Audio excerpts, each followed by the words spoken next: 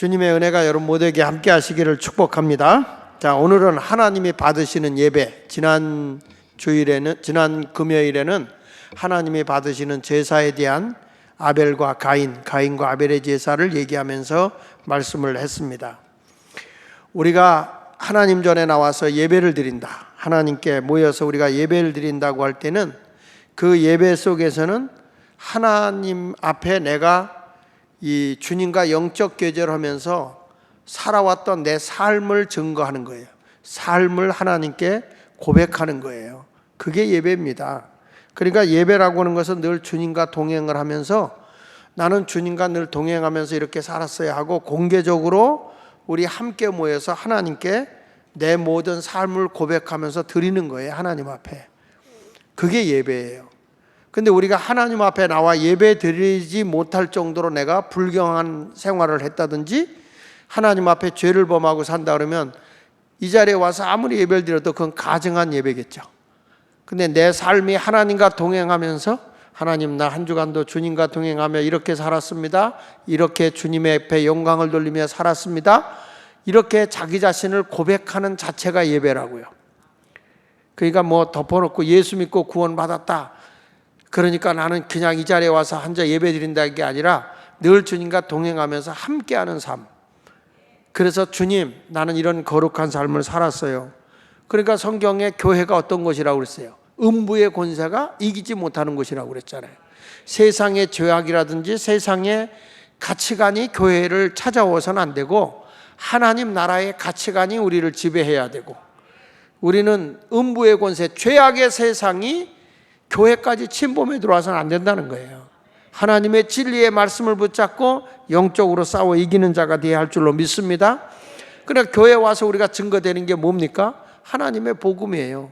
구원의 복음, 예수 그리스도를 증거하는 거예요. 뭐 우리가 아까도 찬양하면서 마라나타 주 예수에 어서 오시옵소서 하지만 찬양을 부른 그대로 우리의 삶이 드려져야 그게 하나님이 연락하는 예배다, 그 말이에요. 뭐 이사야서 1장에 보니까 저들이 와서 하나님 앞에 예배를 드리고 뭐 하나님 앞에 그 많은 제물을 드린다고 할지라도 하나님이 받지 않는다는 거. 왜? 저들의 삶이 하나님과 동행하지 않으니까, 하나님의 뜻에 부합된 거룩한 삶을 살지 않으니까 하나님이 그 예배를 연락하지 않는다는 거예요. 그래서 머리는 병들고 가슴도 병들고 발끝까지 다, 머리부터 발끝까지 다 하나님께 매맞은 흔적밖에 없다는 거예요. 매맞은 흔적밖에. 온전한 예배의 삶이 돼야 되는데 그렇지 못한다고 하는 것이죠. 뭐 나는 그 기독교인이에요, 나는 그리스도인이에요, 나 예수 믿어요, 그렇고 와서 하나님 앞에 온전한 예배를 드리지 못한다면 이것이 하나님께서 내가 너를 새 사람으로 만든 목적이 뭐냐 이거예요. 그러니까 우리가 창조주 되신 하나님 앞에 나와서 내가 예배를 드리는 것, 그건 하나님이 나를 새 사람으로 만든 창조의 목적에 맞는 거라는 거예요. 우리는 누구 뜻에 맞춰 살아야 되냐? 하나님의 뜻에 맞춰 살아야 돼요. 뭐 하나님이 아쉬워서 니들 와서 예배 드리라, 이게 아니라는 거예요. 사도행전 17장 25절에 보면 이런 말이죠. 또 무엇이 부족한 것처럼 사람의 손으로 섬김을 받으시는 것이 아니라는 거예요. 하나님 뭐가 아쉬워서 너희들이 와서 예배드리고 하나님 앞에 헌금하고, 이거 하나님이 원하는 거 아니다. 이는 만민에게 생명과 호흡과 만물을 친히 주시는 이심이라. 하나님이 어떤 분이냐? 여기 보니까 우리에게 생명도 주시고 호흡도 주시고 만물을 친히 주는 분이라는 거예요. 모든 것을 다 주시는 하나님이 뭐가 부족해서 말이야 우리한테 사정해가지고 나한테 와서 예배 좀 봐줄래? 통사정을 하고 있는 게 아니라는 거예요. 우리는 모든 것을 다 나를 위해 창조해 주신 하나님, 나를 만들어 주신 목적이 뭐냐? 나를 통해 하나님이 영광을 받기 원하신다는 거예요. 그래서 우리는 그분에게 당연히 예배를 드려야 되는 것이 당연한 것입니다. 그래서 우리는 하나님 앞에 나갈 때 거룩한 삶을 살고 경건한 삶을 살아간 자로서 하나님 앞에 믿음으로 나아가야 되는 거예요. 히브리서 10장 22절에도 그렇게 말씀하거든요. 우리가 마음의 뿌림을 받아, 뭐냐? 예수의 보혈의 피로 우리의 마음이 정결해져야 된다는 거예요. 우리 하나님은 중심을 보잖아요. 사람의 악이 마음에서부터 나오는 거예요. 그러니까 우리의 주님은 마음에 예수 보혈의 피가 뿌림을 받아 악한 양심으로부터 벗어나라는 거예요. 양심은 언제나 선의 편에 서 있어요. 하나님 편에 서 있잖아요. 그러니까 내 양심의 악을 뿌리채 뽑아버리라는 거예요. 우리가 예수의 보혈의 피가 내 속에 흘러넘치면 양심적인 사람이 되는 거예요. 정직한 사람이 되는 거예요. 거기 보십시오. 몸은 맑은 물로 씻음을 받았으니 예수 그리스도의 속죄의 구속의 은혜로 죄사함 받다. 물이라는 건 세례니까, 세례라는 것은 내가 구원을 받은 표예요. 그러니까 여기서 몸은 맑은 몸으로 씻음을 받았으니, 그 말은 우리의 행동가짐도 깨끗하다 이 말이에요. 거룩한 삶. 같이 읽어봅시다. 시작. 참 마음과 온전한 믿음으로 하나님께 나아가자. 따라합시다. 참 마음과 온전한 믿음으로. 그 온전한 믿음이 뭐예요? 믿음이 있노라 하면서 행함이 없는 믿음은 죽은 믿음이잖아요. 그러니까 온전한 믿음이라는 게 뭐예요? 행함이 따라오는 믿음이에요. 다시 보세요. 마음에 예수의 보혈의 피가 뿌려지니까 우리의 악한 양심에서부터 벗어난다. 뿐만 아니라 몸은 맑은 물로 깨끗이 씻음을 받았다. 그래서 두 가지를 얘기하는 거예요. 우리는 참 마음과 양심 있는 마음과, 그리고 우리의 온전한 믿음으로 행함이 있는 행동이 따라오는 그런 믿음으로 하나님께 나아가자는 거예요. 이게 예배라는 거예요. 제멋대로 살고 죄짓고 아무렇게나 살다가 그냥 주일날 한번 와가지고 찬송 부르면서 거룩 그런다고 해서 그것이 하나님이 연락하는 예배냐 이거예요. 아니라는 거예요. 그래서 우리는 예배를 드려도 하나님 앞에 합당한 예배를 드려야 돼요. 그리고 여기 성경이 오늘 말씀한 것처럼 그러므로 우리는 예수로 말미암아 이렇게 나오잖아요. 이 그러므로가 뭐냐면 그 위에 만나는 건데, 예수 그리스도가 우리의 허물과 죄를 다 담당하기 위해서 치욕을 받으며 십자가에 죽으신 그 예수의 보혈의 공로로 우리가 죄사함을 받았으면 그 말이에요. 그렇게 받았으므로 이제부터는 우리가 그 예수로 말미암아 항상 하나님을 찬미하자, 찬송하자, 그렇게 말씀하고 있는 거예요. 여러분, 우리는 예수 믿고 구원받았잖아요. 그런 사람이 예배에 초청을 받은 거예요. 하나님 앞에 신령과 진정으로 예배하라고 초청을 받으신 거예요. 그래서 시편 104편 34절에 보면 나의 기도를 기쁘게 여기시기를 바라나니 나는 여호와로 말미암아 즐거워하리로다. 내가 구원받았으면 어떤 사람이 돼야 돼요? 하나님 한 분으로 기뻐하고 즐거워해야 돼요. 우리가 심야 기도 가자, 기쁘고 즐겁게 가야 돼? 의무로 와야 돼요? 기쁘고 즐거움으로 와야 돼. 나를 구원해 주신 하나님, 나에게 천국의 소망을 두고 살게 하신 하나님, 나에게 새로운 길을 인도해 주시고 부족함이 없도록 해 주시는 하나님, 내가 이 모든 하나님을, 이 모든 것을 응답해 주시고 이루어 주시는 하나님을 바라보면서 그 하나님께 나아갈 때는 기쁨으로 나가야 된다는 거죠. 행복한 모습으로 하나님 전에 찾아 나와야 될 줄로 믿습니다. 그래서 예배는 우리의 양심도 그리고 우리의 행동도 믿음으로 바뀌어지는 것이기 때문에 하나님과 나와 끊임없이 인격적 만남이 이루어지는 거예요. 우리 하나님 앞에 나올 때 내가 그냥 하나님과 막연한 관계가 아니야. 아주 가까운 사랑이 있고 용서가 있고 이해가 있고 감사가 있고 기쁨이 있는 그런 예배가 우리 속에서 터져 나와야 된다 그 말이에요. 그게 없으면 이 자리에 모일 필요가 없는 거예요. 그러니까 우리가 이 자리에 모여서 하나님께 구원을 받고 감사하면서 영광을 돌리고 살아야 되는 거잖아요. 할렐루야. 그런 의미로 우리 한번 찬송 620장인데 여기에 모인 우리 주의 은혜 받은 자여라, 이 찬송을 한번 같이 한번 불러보도록 할렐루야 하겠습니다. 자, 그렇다면 우리가 하나님께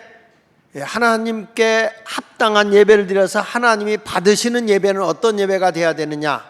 첫째로 성도는 거룩한 제사장이 되어서 예배를 드려야 된다 그랬어요. 따라합시다. 거룩한 제사장이 되어 예배 드리자. 다시 크게, 성도는 거룩한 제사장으로 예배하는 자다. 베드로전서 2장 5절에 말씀하는 걸 보면 거기에 이렇게 말합니다. 너희도 산돌같이 신령한 집으로 세워지고 예수 그리스도로 말미암아 하나님이 기쁘시게 받으실 신령한 제사를 드릴 거룩한 제사장이 될지니라. 여기 성경에 보니까 그리스도 예수로 말미암아, 예수 그리스도로 말미암아 하나님이 기쁘시게 받으실 신령한 제사, 영적인 예배, 하나님과 내가 교통하는 예배, 우리 주님과 내가 영적으로 교제하는 인격적인 만남이 있는 예배, 이런 예배를 드리는 내가 거룩한 제사장이 되라는 거예요. 여러분, 이 구약시대 때 제사장이 성소에 들어갈 때 그 성소에서 하나님의 임재를 경험하는 거예요. 그래서 거기서 거룩함을 유지하지 못하고 이 대제사장이 지성소에 들어가잖아요. 즉사해서 죽었어. 그 제사장이 제사를 들어갈 때 에봇을 입고 밑에다가 방울을 이렇게 달아. 그래서 이 방울을 달으면서 몸이 움직이면서 이렇게 제사를 드리는데, 그때 이 거룩한 삶을 살지 못하고 형식적으로 예배드려 들어가잖아요. 그러면 죽으면 이 에봇에 달린 끈이 바깥에까지 연결돼 있어가지고 만약에 방울 소리가 들리지 않으면 죽은 거야. 그러면 그 끈으로 끄집어내는 거예요. 여러분, 구약시대 때는 그렇게 하나님의 임재함이 엄청나게 엄격하셨어요. 우리 아나니아 삽비라 같은 사람도 하나님의 거룩한 영, 성령이 강력하게 임할 때 하나님이 샘플로다가 말이죠, 그 거룩함을 잃어버리고 거짓됨이 나타나니까 하나님이 그 자리에서 연보드리다 헌금한 거 드리고 즉사해서 죽은 거예요. 거짓된 것 때문에. 그 우리가 하나님께 예배 드린다고 하는 것은 그냥 형식적으로 예배 드리는 게 아니라 내가 하나님의 영이 내 안에 거하고 계시잖아요. 내가 하나님의 거룩한 성전이야. 그러면 내 삶 자체가 어떤 예배를 드려야 되냐? 신령한 제사를 드리라는 거예요. 신령한 제사, 영적인 예배를 드려야 돼요. 우리 모두는 그래서 성령으로 깨어 있어야 되고 성령 충만함 속에서 예배를 드리는 자가 돼야 되는데, 이 속에 딴 생각만 잔뜩 들어앉았고 세상 것만 들어앉아 있어.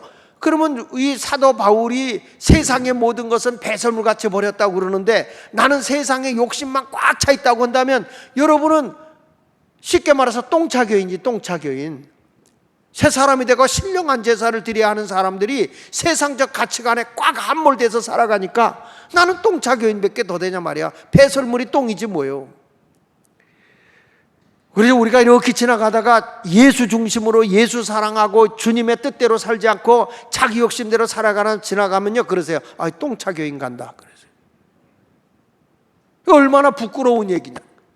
우리는 여기 성경에 말씀한 것처럼 하나님이 기쁘시게 받으실 신령한 제사를 드릴 거룩한 제사장이 되라. 이 성경이 명령하고 있는 거예요. 뭐 예수 믿고 구원받았다고 해서 나 구원받았네, 너 구원받았네, 우리 구원받았네 이렇게 하는데 그 사람의 삶을 나가서 보니까 구원받은 자의 모습이 전혀 아닌 거야. 이런 사람들은 하나님 전에 와서 예배드려도 영적인 예배가 없어. 거룩한 예배가 없는 것이죠. 그래서 이 구약의 제사장들은요, 언제나 자신을 깨끗이 하고 살았어요. 거룩한 삶을 살았다는 거죠. 여기 출애굽기 29장 4절에 보면 너는 아론과 그의 아들들을 회막문으로 데려다가 물로 씻기고 그러잖아요. 여기서 아론과 그의 아들들이 누구예요? 대제사장과 그 아들들이니까 제사장 집안이에요. 제사장 집. 그러니까 거기선 회막문으로 데려다가 그 하나님의 성전 문 앞으로 데려다가 항상 물로 씻겨 깨끗한 몸을 유지하게 했다는 거죠. 이 물로 씻겼다는 게 뭐냐면 자신을 정결하게 했다 그 말이에요. 목욕이야 뭐 우리 늘 샤워하잖아요. 근데 성전 문, 회막문으로 데려다가 거기서 물로 씻겼다는 건 뭐예요? 너는 사회에 나가서도 더럽힌 생활해서는 안 되고 하나님의 성전에 들어와서도 더러운 생활해서는 안 된다. 정결한 삶을 살아야 된다.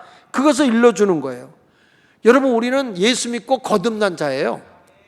중생을 얻은 자라고. 그러면 우리도 뭐라고 그러냐면 성경에 보니까 제사장이라는 거예요. 신령한 제사를 드려야 할 우리는 거룩한 제사장들이라고요. 할렐루야. 그러니까 여러분들도 이제부터는 거룩한 삶을 살아가기 위해서 깨끗한 삶을 살아야 된다고요. 고린도서 6장 11절에 봅시다. 자, 보세요. 너희 중에 이와 같은 자들이 있더니 주 예수 그리스도의 이름과 우리 하나님의 성령 안에서 씻음과 그 다음에 거룩함과 의롭다 하심을 받았느니라. 여기 성경에 보면 계속 강조하는 것이 뭐냐? 내가 예수 이름과 하나님의 성령 안에서 씻음을 받고, 그리고 내가 거룩함을 입고 의롭다함을 받았다. 이 말은 무슨 얘기입니까? 죄 없이 함을 받고 깨끗하고 거룩한 삶을 살고 있다는 거예요. 이것이 누구냐? 이게 예수 그리스도의 이름으로 구원받은 자의 삶이라는 거예요. 할렐루야. 예수 믿고 진정으로 예수님을 인격적으로 만난 힘이 없고 물과 성령으로 거듭남이 없다 보니까 여전히 옛사람의 구습이 나를 지배하고 있는 거예요. 누구든지 그리스도 안에 있으면 새로운 피조물이 돼야 되는데 여전히 우리 입에서는 옛사람의 언어를 쓰고 있고 옛 생활을 하고 있고 그리고 위선적이고 가식적인 삶을 살아가고 있으니까 하나님이 우리의 예배를 받겠어요? 와서 자리는 앉아 있어서 사람이 많이 모였다. 이것보다도 우리는 하나님 앞에 온전한 예배의 사람이 돼야 된다고요. 보세요. 디도서 3장 5절에도 이렇게 말합니다. 우리를 구원하시되, 보세요. 우리가 구원을 받았다 이 말이야. 구원하시되 우리가 행한 바 의로운 행위로 말미암지 아니하고, 우리가 구원받은 것은 내 행위로 된 게 아니라는 거예요. 오직 그의 긍휼하심을 따라 예수 그리스도의 그 불쌍히 여기시는 그 십자가의 구속의 은혜로 말미암아 중생의 씻음과, 그 말은 뭐예요? 물로 씻었다, 거듭났다, 죄사함 받았다, 성령의 새롭게 하심으로 하셨다. 성령 충만은 말씀 충만이라고 그랬잖아요. 그러니까 우리가 예수 그리스도의 보혈의 피로 죄사함 받았을 뿐만 아니라 하나님의 말씀으로 우리는 새롭게 되는 거예요. 이런 사람들은 말씀이 떨어지면 아멘 아멘, 저건 나에게 주는 말씀입니다, 아멘 하고 순종해요. 이런 사람이 저분은 정말 새 사람이 됐네, 변화된 사람이 되었네. 뭘 보면 알 수 있어요? 저 사람이 이제 거듭남의 확신과 말씀을 들을 때마다 그 말씀으로 순종하는 사람이 되었다.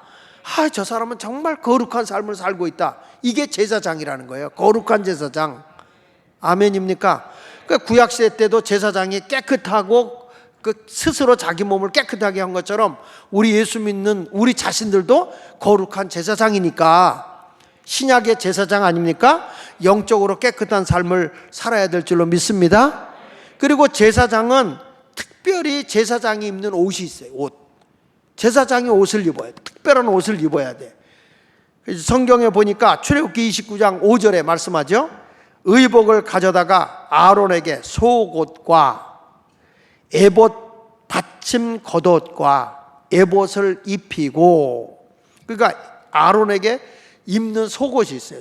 속옷이라는 건 뭐냐면 은밀한 영적인 삶이에요. 은밀한, 보이지 않지만 은밀한 영적인 삶. 그 다음에 겉옷은 저는 행동이라고 봐요. 그리스도인이 제사장의 삶. 그리고 그 에봇을 입히고 흉배를 붙이고, 흉패를 붙이고, 여기다 이제 보석 같은 걸 붙여요. 흉배를 붙이고, 그리고 에봇에 정교하게 짠 띠를 띠게 했다. 아주 여기다가 정교하게 짠 이 허리띠를 띠게 했다는 거죠. 이같이 제사장들이 입는 옷은 딱 보면 저분은 제사장이구나, 이게 딱 드러나는 거야. 뭘로? 옷으로. 옷을 입어도 제사장이구나. 그러면 우리는 영적인 거룩한 제사장들이에요. 믿으시면 아멘. 그러니까 우리도 옷을 입어야 돼. 그리고 옷을 입으라니까 오늘부터 제사장 옷을 입고 막 칭칭 갖고 그렇게 가라는 게 아니고, 우리는 그리스도로 말미암아 죄 사함을 받은 의의 옷을 입는 자란 말이야. 그러니까 고린도서 5장 21절에 하나님이 죄를 알지도 못하신 이를 우리를 대신하여 죄로 삼으신 것은, 그러니까 예수님이 죄인이 되어서 십자가에 죽게 한 것은 그 말이야.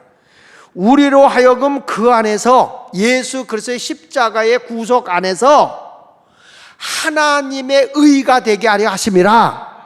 예수 그리스도의 십자가의 공로로 하나님께서 너 죄 없다 인정해 줬다.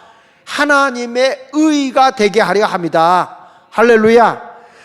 다른 사람이 너 옛날에 이런 죄를 범했잖아, 너 이런 죄를 범했지 했지만 내가 예수 안에 들어와 주님 앞에 진심으로 인격적으로 자복하고 회개하면 우리 하나님이 죄 없다, 의롭다 인정하는 거예요. 마치 탕자가 아버지 앞에 와서 다 용서받고 목욕 제배하고 새 옷을 입고 가락지를 끼웠을 때 형이 와가지고 막 탕진한 저 자식을 어떻게 저럴 수 있습니까? 할 때 아버지가 뭐라고 그래요? 야, 네 동생은 죽었다 살아오지 않았냐? 아버지가 의롭다 했는데 무슨 남이 정죄할 수 있냐 이 말이야. 아버지한테 죄를 범한 걸 아버지가 용서해줬다 그 말이죠. 근데 남이 삿대질하고 남이 죄인이라고 할 수 있느냐? 아니다 이 말이야. 성도 여러분, 우리가 예수 그리스도의 십자가의 구속은혜로 죄사함 받아서 하나님의 은혜로 값없이 의롭다함을 받은 자가 되었어요. 하나님이 의의 옷을 입혀줬다 그 말이야. 그러니까 스스로 죄책감에 묻혀 살면 될까 안 될까? 안 돼요. 예수님의 십자가의 구속이나 죄사함 받은 확신이 있으면 하나님이 의의 옷을 입혀준 거예요.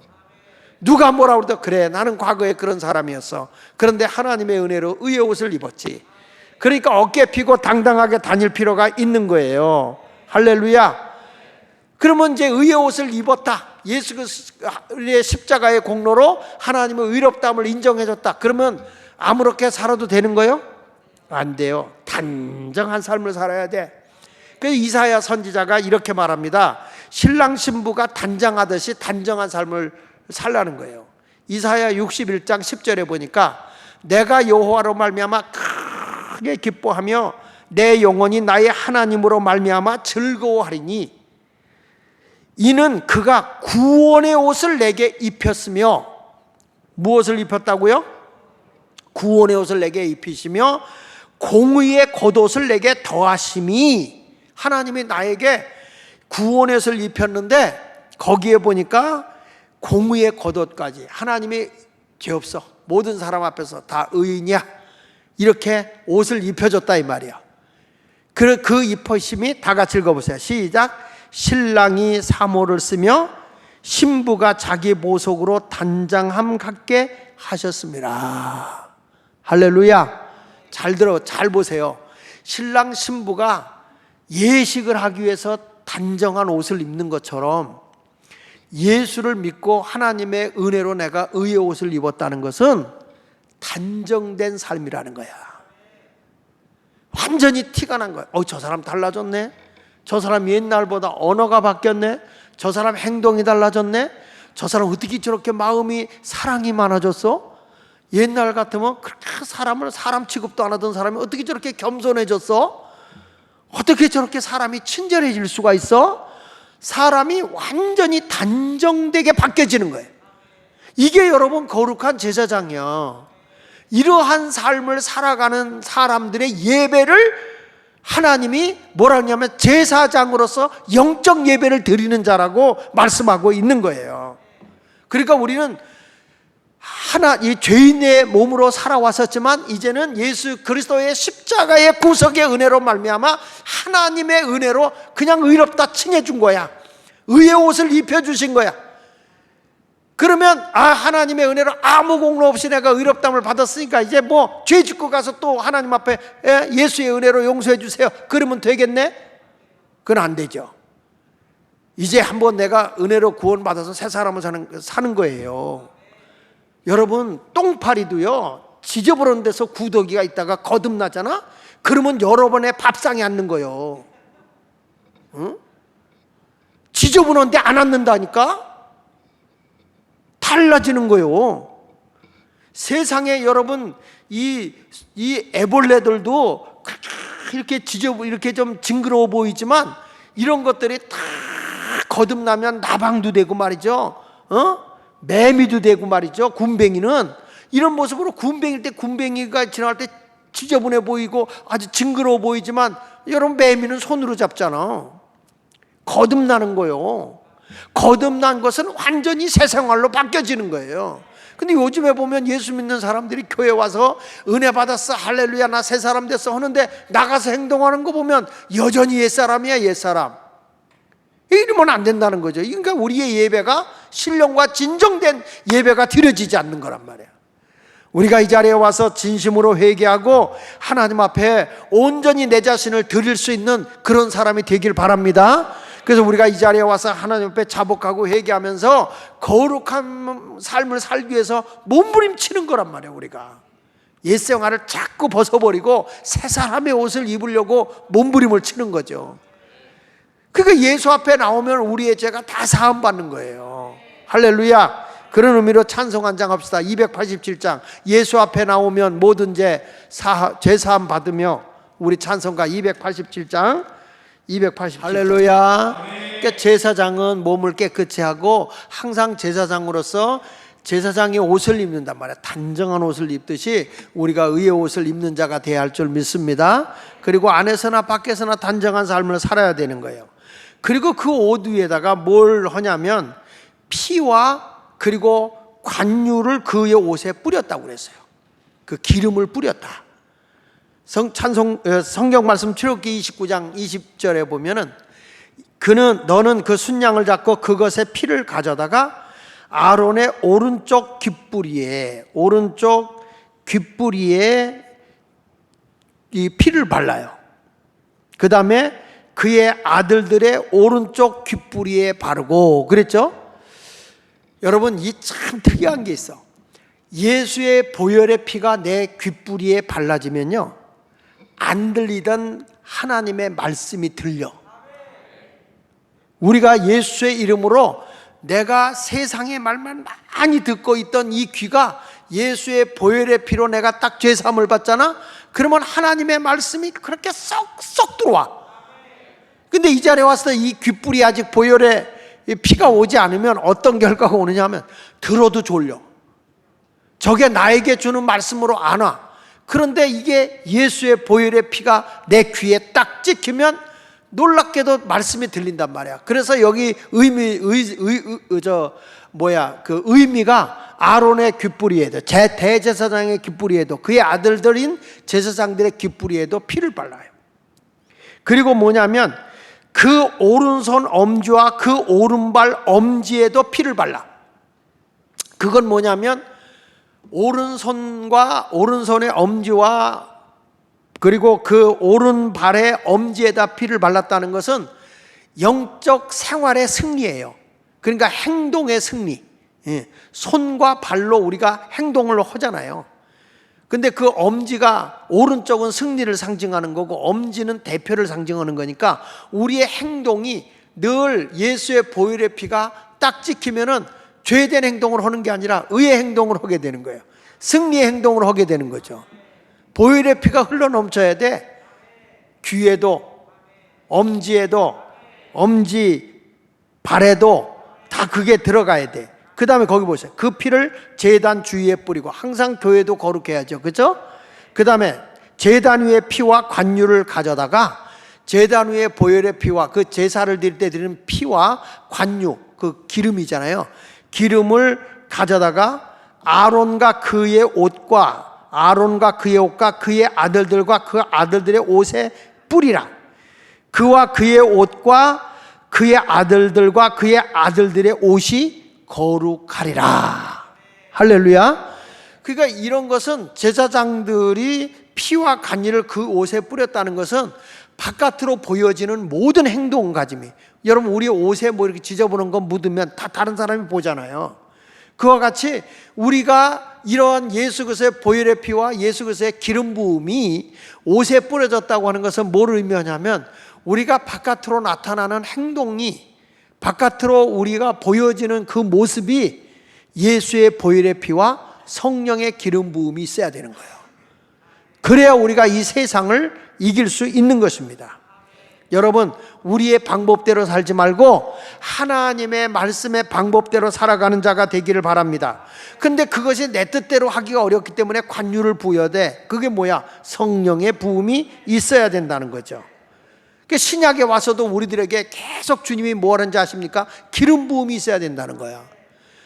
성령의 기름 부음이 있어야 가르침을 받을 때 말씀이 들리는 거예요. 자, 요한일서 2장 27절에 보십시다. 너희는 주께 받은 바 기름 부음이 너희 안에 거하나니 아무도 너희를 가르칠 필요가 없다는 거예요.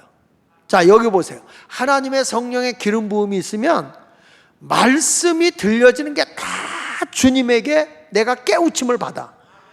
굳이 누구에게 이렇게 해서 설명해서 가르침을 받을 필요가 없이 성령이 알게 해주는 거예요. 그러니까 여러분 제사장의 귀에다 기름을 바르면 말씀이 들린다고 그랬잖아. 말씀이 다 이해가 돼요. 받아들여져요. 그러니까 여기 성경에도 보니까 기름 부음이 너희를 가르칠 필요가 없다는 거예요. 기름 부음이 너희 안에 거하면 가르칠 필요가 없다. 누가 가르치는 거예요? 성령님이 다 알게 한다는 거예요. 그 다음에 보세요. 오직 그의 기름 부음이 모든 것을 너희에게 가르치며 그랬잖아요. 굳이 사람이 안 가르쳐서 성령님이 가르쳐준 거예요. 성령 충만하면 내가 어떻게 살아야 될지, 뭘 순종해야 될지, 무엇을 행해야 될지 가르쳐 주신다, 안 가르쳐 주신다? 다 알아, 다 알아. 아는데도 불순종하는 거지. 우리 그런 얘기 하잖아요. 기도하다가 성령의 기름 부음이 와서 딱 응답이 와. 첫 생각은 성령의 생각, 두 번째 생각은 내 생각, 세 번째 생각은 마귀 생각. 그렇잖아요. 성령님이 딱 하는데 주님이 주시는 말씀은 하늘을 위해 살게 하시거든요. 땅을 위해 살게 하는 게 아니라 하늘을 위해 살게 하니까, 하나님의 나라를 위해 살게 하니까 헌신이 따르게 돼. 아이고 나도 힘들어 죽겠는데. 그러니까 에이 뭐 장로님도 안 하시는데 뭐. 그리고 위안을 받아. 그래가지고 내 생각을 넣어. 그러다가 에이 그만두자. 이건 누구 생각이야? 마귀 생각이지. 하나님의 뜻과 정반대의 길로 걸어가면. 그러니까 여기 보면 오직 그의 기름 부음이 모든 것을 너에게 가르치며 또 참되고 거짓이 없으니 너희를 가르치신 그대로 주 안에 거하라. 성령님이 너에게 가르쳐준 대로 주 안에서 살아라 그 말이야. 근데 우리는 주님의 말씀이 끊임없이 나에게 얘기를 해줘도 우리는 주의 말씀이 아니라 내 생각으로 탁 잡아놓고 에이 뭐 나보다 먼저 믿은 사람이, 큰 사람이, 우리 교회에서 뭐 직분을 먼저 받은 사람이 있는데 뭐 디렉터도 안 하는데 뭐. 디렉터가 할 일이 있고 성령님이 내게 해야 할 일을 가르치는 게 있다고요. 그러면 그거를 아멘하고 들어야 되는 거지. 이것이 바로 우리가 해야 할 일인 줄로 믿습니다. 그러니까 우리 주님이 지난 시간에 내가 얘기했지만 볼 때도 하나님은 내가 돈이 많으냐 적으냐 이거 안 보고 비율로 보신다고 그랬잖아. 헌신하는데. 그러니까 마가복음 12장 41절로 44절에 예수님께서 연보게를 향해서 딱 돌아보시고 누가 어떻게 헌금을 하는지를 보셨다 그랬잖아요. 보셨다. 여기 보니까 어떻게 헌금함에 돈 넣는가를 보실새 여러 부자가는 많이 넣었다. 분명히 부자들이 많이 넣었다 그랬어요. 그런데 한 가난한 과부가 와서 두 렙돈 곧 한 고두란트를 넣는지라. 예수께서 제자들을 불러다가 이르시되 내가 진실로 너에게 이르노니 이 가난한 과부는 헌금함에 넣는 모든 사람보다 많이 넣었다 이렇게 말씀하잖아요. 부자가 많이 넣었어. 액수는 훨씬 많아. 그런데 주님이 보세요. 그들은 다 풍족한 중에 넣었거니와 이 과부는 가난한 중에 자기 모든 소유 생활비를 전부 넣었다. 그러니까 우리 주님은 저 사람은 이만큼 할 수 있는 능력이 있는데 나는 요만큼밖에 할 능력이 없어. 근데 그 능력 안에서 최선을 다하잖아. 근데 하나님은 그걸 크게 보는 거야. 할렐루야. 그러니까 천국은 부자가 가기가 어렵다고 하는 얘기가 바로 그거예요. 그러니까 저도 그 전에 지금도 기억나는 게 김포에 가서 초교파 연합 집회를 하는데 막 성령이 역사할 때죠. 여러분 주님을 위해서 다 헌신하실 수 있습니까? 아멘. 생명 바칠 수 있습니까? 아멘 하고 막 손 들고 아멘 하고 하는데 대단하더라고. 그래서 아니 생명은 하나밖에 없으니까 달란 말은 못하겠고 여러분의 가지고 있는 물질도 드릴 수 있습니까? 근데 아멘. 집 드릴 수 있어요. 그랬더니 젊은이 앞에 앉은 젊은 하나가 아멘 하는 거예요. 그 집이 얼마짜리 사느냐 했더니 집이 없대잖아. 집이 없으니까 아멘 하는 거예요. 자신 있는 거예요. 그럼 전세금이라도 드릴 수 있느냐? 아멘. 이 사람만 아멘해. 이 사람만. 얼마짜리 전세 사냐? 월세 산대. 그러니까 아무것도 없으니까 뭐든지 하나님 앞에 아멘하고 자신 놓고 사는 거예요. 사람이요 모든 게 잡히는 게 많으면요 참 주를 위해서 헌신하기가 쉬워 어려워? 어려운 거예요. 뭐 가지고 있는 거 내게 있는 모든 거 터는데 여기 5만 원짜리가 나오면 떨리는 거예요. 사람이 그런 거죠. 내게 있는 모든 것을 아낌없이 바치려는데 1,000원짜리 드려. 아낌없지. 그 은행에 가면 돈들이 그런 데잖아. 뭐 수표고 5만 원짜리고 어디 갔다 왔냐, 뭐 카지노 갔다 왔다, 어디 갔다 왔다 막 그러는데 1,000원짜리면 어디 갔다 왔냐 그러면 교회 밖에 갔다 온 데 없다 그런 데잖아. 1,000원짜리만 교회 갔다 왔대. 그만큼 우리가 하나님 앞에 인색하게 사는 거지. 이제 여러분, 우리가 하나님 앞에 우리는 제사장이에요. 제사장으로서 예배 드리셔야 돼. 거룩한 예배를 드려야 되는 거야. 그거 하나님이 받는 거예요. 아멘입니까? 깨끗하게 우리의 행동 가진 모든 것이 그리스도인으로서의 제사장 옷을 입고 의의 옷을 입고 우리가 성령의 기름 부음을 받아서 하나님의 말씀이 항상 나를 지배하도록 그렇게 살아야 되는 거예요. 그래야 하나님이 우리 예배를 연락하시는 겁니다. 할렐루야. 여러분 모두 그런 아름다운 예배의 사람이 되기 원하면 크게 아멘. 할렐루야. 그럼 제사장이 모인 공동체 교회가 신령한 예배를 드리고, 우리는 누군가 그때 여러분이 벌써 제사장 아닙니까? 여러분 제사장이잖아. 분명 그랬잖아요. 우리는 거룩한 제사장이라고. 아멘. 거룩한 제사장은 뭐요? 신령한 예배를 드려야지. 제사장들이 모여서 딴 예배 드리면 되겠어? 하나님께 기쁜 예배를 드려야죠. 그러니까 우리 자신을 거룩한 산 제물로 드리는 거예요. 거룩한 산 제물로 드리는 게 예배야. 로마서 12장 1절에 내가 하나님이 연락하는 예배를 드리려고 하다 보니까 형제들아, 여기 형제들은 누구예요? 예수 믿고 구원받은 자들이야. 내가 하나님의 모든 자비하심으로 너희를 권하는데 너희 몸을 하나님이 기뻐하시는 거룩한 산 제물로 드리라. 이는 내가 너희가 드릴 무슨 예배라고?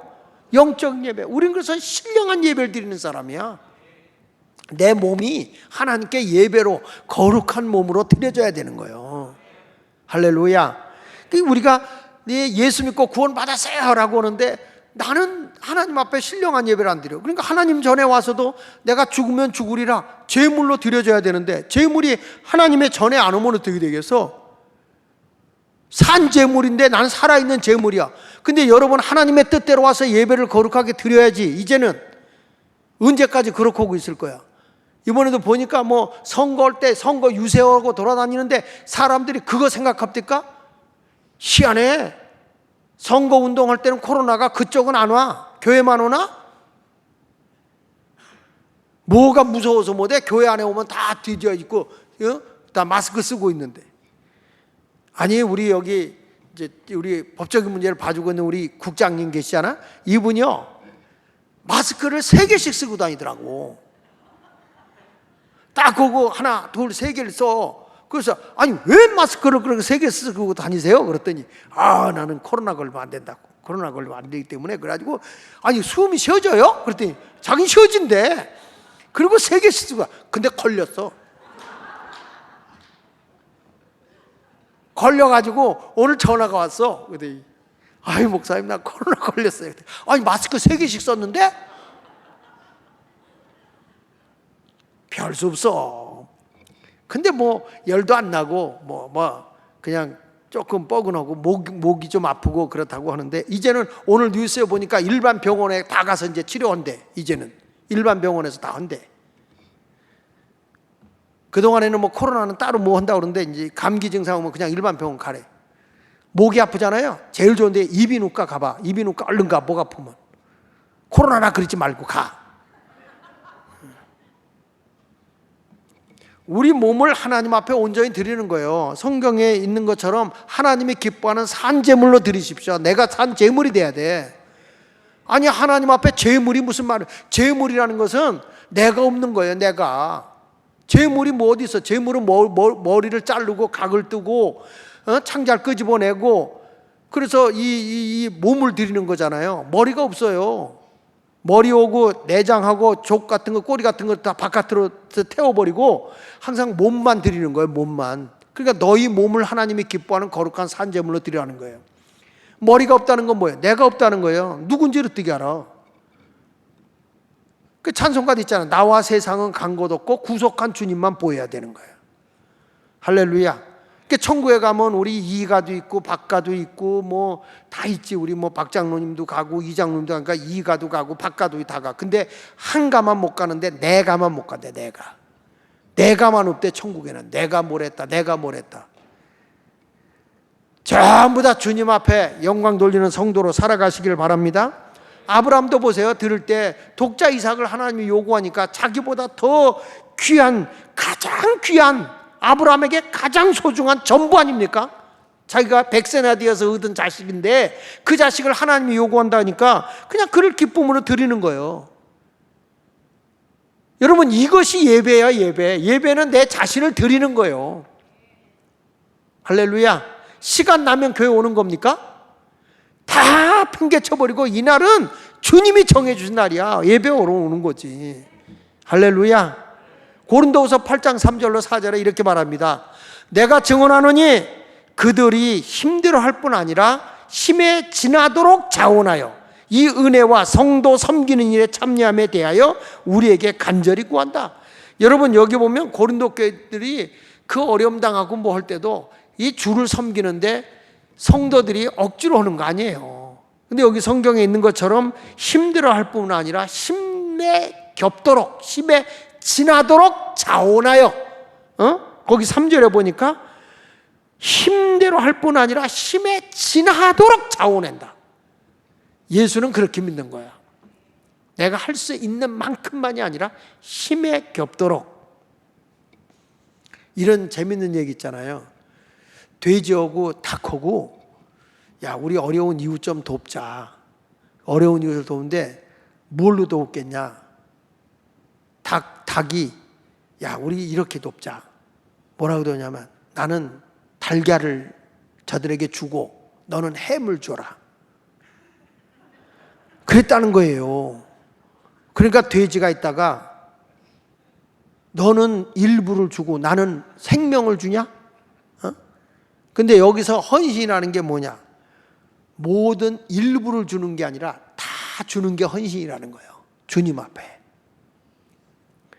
주님이 우리를 위해서 십자가에 다 내주신 것처럼 우리가 예배를 드릴 때 적당하게 시간을 그냥 이렇게 하는 게 아니에요. 그래서 주일날 예배 드릴 때는 어떤 사람은 축도도 하기 전에 바쁘다고 내빼. 뭐 그렇게 바쁘냐고. 주님 앞에. 이날은 주님의 날인데. 그러니까 헌신이라는 것은 자기 자신을 드리는 것을 기억하시기 바랍니다. 그래서 이렇게 구원받은 내가, 헌신을 받은 제사장이 오늘 성경 말씀을 보니까 히브리서 13장 15절에 하는 거예요.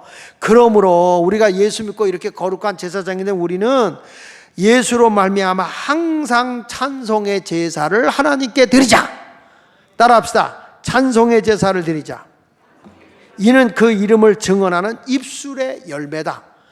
찬송은 누굴 찬양하는 겁니까? 주님을 찬양하는 거잖아요. 내가 기분 좋으라고 하는 게 아니야. 주님을 찬양, 주님을. 이게 제사요. 이 제사를 할 때 전심을 다해서 하나님을 찬양해야 되는 거죠. 의미 없이 입술만 종종 올리는 게 아니라 아주 그냥 전심을 다해서 하나님께 찬양하는 그 모습.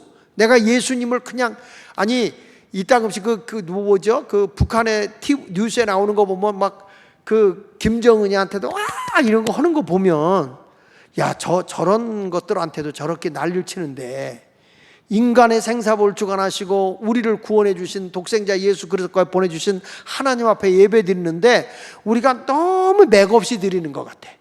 좀 예배는 열광적으로 드렸으면 좋겠어요. 이게 제사야, 제사. 찬미의 제사. 할렐루야. 난 우리 조전도사님이 이렇게 찬양할 때 보면 그 몸 가지고 아주 날쌔게 하는데 어떻게 몸에 살이 안 빠지는지는 모르겠어. 그래도 아주 혼자서 가뿐가뿐 이렇게 날리면서 하는 걸 보면 뭔가 좀 찬송할 때가 제일 좋은 것 같아. 좌파냐? 하나님 앞에 온전한 예배를 드려야 돼. 올바른 예배를. 마태복음 12장 36절에도 그렇게 말씀하잖아요. 내가 너에게 이르노니 사람이 무슨 무익한 말을 하든지 심판날에 이에 대하여 신문을 받는다고 그래서 사람이 헛된 말을 해도 신문을 받아. 심판날에 말에는. 그러니까 우리 입에는 말할 시간에 뭐 하는 게 좋아요? 찬송은 곡조 있는 기도니까. 성경 마태복음 15장 8절을 봅시다. 다 같이 크게 시작. 이 백성이 입술로는 나를 뭐하되 공경하는데 마음은. 그러니까 찬송은, 신령한 찬송은 내 마음에서 우러나와야 돼. 마음에서부터. 건성으로 예배드리지 말고. 우리 예수마을교회는 다시 불 붙었으면 좋겠어. 할렐루야. 하나님의 불 붙이는 역사가 일어나도록 좀 해야 되지 않겠나. 한국에 참 안타까워서 이번에 제가 보니까 내가 그전에 했잖아요. 한국 강산에 불 꺼져 나간다. 기도원도 불 꺼져 나가고 어디도 불 꺼져 나가는데, 너 뭐 애국운동하고 정광훈 목사인데 그래서 애국운동하는 거 좋은데 복음으로 통일하자며, 남북 통일. 복음으로 통일하면 한국에서부터 성령의 불이 붙어야 된다. 그럼 목회자부터 불 붙이자. 그래서 그걸 해서 돌아오는 월요일부터 시작을 해요. 스타트를. 오살리 기도원에 목사들 1만 명 모아놓고 붕해하는데 거기 내가 끼어들었어요. 내가 하겠다 이거는. 장경동 너도 와라. 불 붙이자. 예. 한국 강산에 복음으로 이제 불 붙어야지. 예. 복음으로 불 붙어야지. 다른 방법 없어. 그런데 복음으로 불 붙기 위해서는 찬송이 뜨거워야 되더라고. 찬송이 뜨거워야 되지. 그냥 무익하게 주님 건성으로 오면 주님 앞에 심판받게 되는데, 이 성경 말씀 보세요. 시편 69편 30절로 31절에 보면 내가 노래로 하나님의 이름을 찬송하며 감사함으로 하나님을 위대하시다 하리니 그랬어요. 여기 보니까 너무 놀랐잖아요. 내가 노래로 하나님의 이름을 찬송하며 감사함으로 하나님을 위대하시다 하리라. 하나님을 찬송하는데 그냥 위대하다, 우리 하나님을 열광적으로 감사함으로 찬양하는 거예요. 할렐루야. 이 제사가 황소를 드리는 것보다 더 위대하다는 거예요. 자 보세요. 이것이 소 곧 뿔과 굽이 있는 황소를 드림보다 여호와를 더욱 기쁘시게 함이 될 것이라. 예수마을교회가 불부터 하여튼 난 지금도 그때가 좋아. 찬송을 부르는데 요 에어컨이 없는 때가 좋은 것 같아. 그냥 찬송가 하면서 여름에 땀이 빡빡 흘려가면서 옷에 그냥 땀이 배도록 그러면서 찬송을 하고, 기도원에서도 막 그 땀을 쫙 흘리고, 그리고 흘러가는 옆에 물에 가서 몸을 탁 닦고, 그때 정말 기분이 그렇게 날아갈 것 같잖아요. 요즘에는 교회가 너무 시원하니까 교인들까지도 마음이 시원해. 냉랭해지는 거야. 이 열정이, 이 열광이 우리에게 있어야 되는데 그게 없는 거야. 근데 여러분, 우리의 찬송의 열정적인 찬송이 내가 하나님 앞에 황소를 제물로 드리는 것보다 더 하나님이 기뻐한다는 거예요. 하나님이. 다시 한번 보세요. 이 시편 69편 31절에 이것이 뭐예요? 하나님의 이름을 찬송하고 감사함으로 하나님을 위대하다고 외치는 이런 사람이 소곧 뿔과 굽이 있는 황소를 드림보다 여호와를 더욱 기쁘게 하는 것이다. 그러니까 여러분, 찬송을 하나님이 얼마나 좋아하셔? 찬송을 얼마나 기뻐하십니까? 할렐루야. 그러니까 여기서 이렇게 찬송하시는 분들, 막 이렇게 반주해주고 막 찬송하는 분들, 이런 분들은요, 막 뭐 돈 받고 뭐 할 생각하지 말고, 막 내가 하나님이 너무 좋아서 하나님 앞에 내가 이런 예배를 드린다, 내가 하나님이 기뻐해. 그러면 하나님이 세상에서 빵빵 나가게 해주지. 그렇게 하는 거지. 시시하게 여기 와서 뭐 아르바이트 뭐 하겠다, 좀 뭐 어려워서 못하겠어 아르바이트 뭐 한다 그러는 거야. 그렇지만 예배는 그런 게 아니야. 내가 주신 은사를 가지고 멋떨어지게 내가 하나님께 기쁨이 되게 해서 그냥 하나님을 기쁘게 드리는, 이런 내 몸 바쳐서 주님 앞에 제물 드리는 거지. 뭘 요만큼 뭐 하고 나서 그냥 뭐 먹는 데다 찌릿다 돈 써쳐 먹고 말이야. 교회 이러는데, 하나님 이러는데 뭐 왜 그렇게 헌금 같은 걸 낭비하는 데다가, 그리고 나서 뭐 복 받게 해달라 이런 짓은 좀 안 했으면 좋겠어. 하나님이 연락하는 예배, 하나님이 연락하는 헌신. 이거 봐, 벌써 돈 얘기하니까 좀 그런 모습이 있어요. 젊은이들이 그런 것이 없어지니까 헌신도가 약해지는 거예요. 생명 바쳐서 주를 위해 일하는 자가 되어야 할 줄로 믿습니다. 여러분, 바울 보세요. 매 맞고 복음 전하다가 쇠사슬에 묶여서 감옥에 갔어. 거기서 하나님께 보고 기도하고 찬송했어요. 할렐루야. 근데 기도하고 찬송할 때 돈 받고 했어? 성경 사도행전 16장 25절 26절 보세요. 한밤중에 바울과 실라가 기도하고 하나님을 찬송하며 죄수들이 듣더라. 이에 갑자기 큰 지진이 나서 옥토가 움직여 문이 곧 다 열리며 모든 사람 메인 것이 다 벗어진지라. 하나님을 찬양하면 내 길이 열린다는 거야. 묶인 것이 다 풀어진다는 거야. 이렇게 하나님의 역사하심을 봐야지. 그런 것을 바라보지 못하고 내가 뭘 하는 줄 알고 하나님을 위해서 마음껏 내가 영광 돌리기를 원하오니 하나님 내 길을 좀 빵빵하게 열어주세요. 좀 이렇게 기도하면 얼마나 멋있을까. 할렐루야. 보세요. 역기야 29장 27절에서 보니까 히스기야 왕이 이렇게 합니다. 히스기야가 명령하여 번제를 제단에 드릴새. 번제 드리기를 시작하는 동시에 다 같이 여호와의 시로 노래하고 나팔을 불며 이스라엘 왕 다윗의 악기를 울리고 그랬잖아요. 그 악기를 동원하고 막 서로 노래하고 찬양하면서 하나님을 영화롭게 하는 거야. 여러분, 이것을 하나님이 받으시는 줄 믿습니다. 그래서 교회는요, 찬양이 넘쳐야 돼. 찬양할 때 불붙어야 기도도 역사가 일어나는 거예요. 여기 보세요. 히브리서 13장 15절 오늘 말씀해 보니까 그러므로 우리는 예수로 말미암아 항상 찬송의 제사를 하나님께 드리자. 항상 찬송의 제사를 하나님께 드리자. 찬송의 예배를 드리자. 찬송이 넘쳐야 될 줄 믿습니다. 할렐루야. 시편 34편 1절에도 그래요. 다윗이 아비멜렉 앞에서 미친 채 하다가 쫓겨나와서 그가 이 찬송하는데 내가 여호와를 항상 송축하며 하나님을 축복한다 이 말이에요. 내 입술로 항상 주를 찬양하나이다. 여기 보세요. 하나님을 높이고 항상 하나님을 높이고 항상 내 입술로 주를 찬양합니다. 멋있잖아요. 항상 늘 주님을 찬양하는 성도가 되시기를 축원합니다. 할렐루야. 우리가 이렇게 찬송하면 곡조 있는 기도가 되는 거예요. 우리가 하나님 앞에 온전히 드린다고 할 때 찬양으로 제사를 드리고 또 기도로 제사 드리면 하나님 그거 다 받아요. 내 기도를 받아요. 시편 141편 2절에 보니까 나의 기도가 주의 앞에 분향함과 같이 되며 그랬잖아요. 내 기도가 주의 앞에 분향함과 같다. 하나님 앞에 예배를 드리는 것과 같다.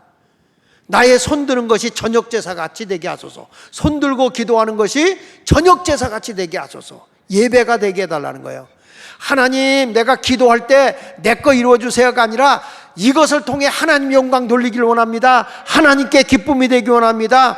예배가 되는 기도를 해라 이 말이에요. 이런 것을 지금 계속 강조하고 있습니다. 그러면서 우리가 예배를 드릴 때 또 예배는 뭐냐? 찬송도 예배지만 봉사와 나눔이 따르는 게 예배라고 그랬어요. 따라합시다. 봉사와 나눔이 따르는 것이다. 자, 히브리서 13장 16절 오늘 본문에 보니까 오직 선을 행함과 서로 나눠주기를 잊지 말라. 히브리서 13장 16절 왜 안 떠? 다 같이 읽으세요. 시작. 오직 선을 행함과 서로 나누어 주기를 잊지 말라. 하나님은 이 같은 제사를 기뻐한다. 선행과 나눔. 그러니까 예수 믿는 선행이라는 게 뭐예요? 봉사예요, 봉사. 봉사하는 거, 그 다음에 나누는 거, 이거 하나님이 기뻐하는 거예요. 그러니까 여러분, 우리가 선교하는 거 하나님이 기뻐하는 거예요. 이웃에게 복지를 위해서 어렵게 하고 우리가 봉사하는 거, 이거 기뻐하는 거예요. 아멘? 할렐루야. 그리고 우리도 여러분들 이제 봉사, 우리가 하다 못해 이웃에 어려운 사람에서 봉사한다. 이 봉사 구제 하는 게 얼마나 귀한 일인지 몰라. 그러니까 우리가 점심은 못해도 이렇게 여러분들이 식사 대접한다는 마음으로다가 식사 대접하지만 이것은 하나님이, 구제는 하나님이 받으셔야 하나님이. 예배에 예배. 이런 아름다운 생활이 이루어지기를 축원합니다. 이런 제사를 빌립보서 4장 18절에 보니까 이렇게 말했어요. 내게는 모든 것이 있고 풍부한지라 에바브로 디도펜에 너희가 준 것을 받음으로. 이게 무슨 얘기냐면 빌립보 교회가 이 선교비를 바울이 있는 대로 보내준 거예요. 그러니까 이걸 에바브로 디도펜에 너희 준 것을 받음으로 내가 풍족하니. 다 같이 읽어보세요. 시작. 이는 받으실 만한 뭐라고 그랬어요? 향기로운 제물이요 하나님을 기쁘시게 하는 거다. 이게 하나님께 예배가 되는 거예요.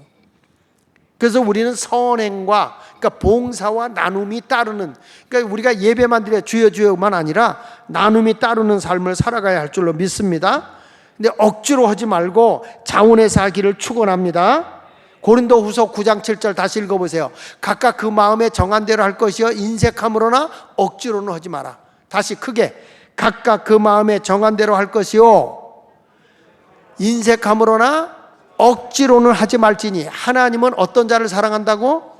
즐겨내는 자를 사랑한다. 즐거움으로 해라. 주의 일은 나눔과 봉사는 기쁨으로 해라. 억지로 막 안 하면 체면 때문에 하지 말고, 인색함으로 하지 말고, 하나님은 즐겨내는 자를 사랑하느니라. 할렐루야. 우리 모두 봉사할 때 이런 아름다운 삶을 살아가시길 바랍니다. 여러분, 우리가 알듯이 말라기서에 하나님 앞에 드리는데 막 병든 거 막 이런 거 드리니까 하나님 얼마나 기가 막혀. 말라기 1장 8절에 보니까 만군의 여호와가 이르노라 너희가 눈먼 희생 제물을 바치는 것이 어찌 악하지 아니하냐. 저는 거 병든 거 드리는 것이 어찌 악하지 않은 것이냐. 하나님 앞에 드리는데 억지로 하는 거야. 억지로, 체면 때문에. 그러니까 이게 온전한 걸 드리는 게 아니라 병든 걸 갖다 드려. 이게 다 악하다는 거예요. 이제 그것을 너희 총독에게 드려보라. 그가 너를 기뻐하게 해서 너를 받아주겠냐? 이런 거 안 받지 않냐? 만군의 여호와가 이르노라 너희는 나 하나님의 은혜를 구하면서 우리를 불쌍히 여기서 하여보라. 너희가 이같이 행하였으니 내가 너희 중 하나인들 받겠느냐? 이렇게 너희가 하나님 앞에 인색하게 드리고 찌꺼기 갖다 드리고 병든 거 갖다 드리는데 내가 이거 받겠냐? 그리고 너희들 하나님 나 불쌍히 해주세요 기도하는데 내 기도를 응답해 줄 수 있겠어? 이렇게 말라기 선지자를 통해서 하는 거예요.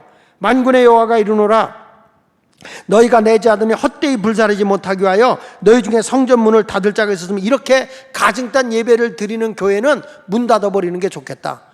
그러니까 유럽의 교회들이 헌금 없는 교회니까 얼마나 편안해. 근데 교회들 다 문 닫히잖아요.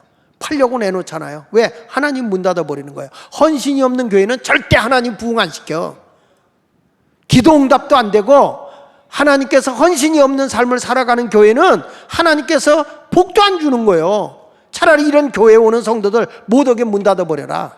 그 얘기죠. 얼마나 무서운 얘기야. 내가 너희를 기뻐하지 아니하며 너희가 손으로 드리는 것을 뭐라고 그랬어요? 받지도 않겠다.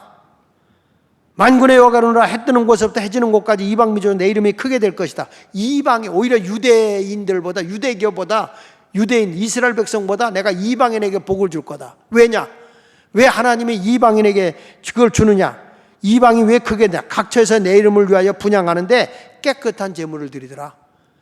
눈 멀고 병 들고 저는 거 드리는 게 아니라 깨끗한 걸 드리더라. 이는 내 이름이 이방 민족이 크게 될 것이다.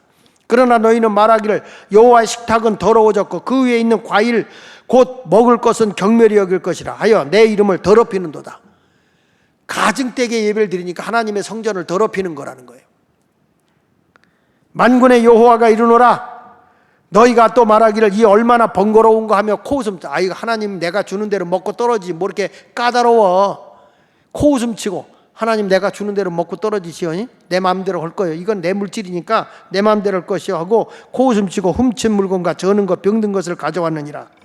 너희가 이같이 봉헌물을 가져오니 내가 그것을 너희 손에서 받겠느냐? 나 여호와의 말이니라. 그래서 결국에 말라기 2장에 가면 하나님이 이미 내가 너희를 저주했다 이렇게 말하는 거예요.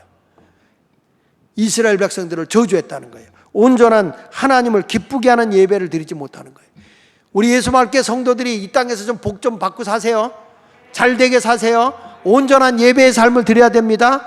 근데 그건 뭐냐? 봉사와 나눔의 제사가 있어야 하나님이 받는 거예요. 이런 제사를 드리는 성도가 되기 원하면 아멘. 오늘은 여기까지 말씀을 하고 끝내겠습니다. 우리 모두 하나님께 연락하는 예배를 드리도록 하시기를 예수 이름으로 축원합니다. 할렐루야.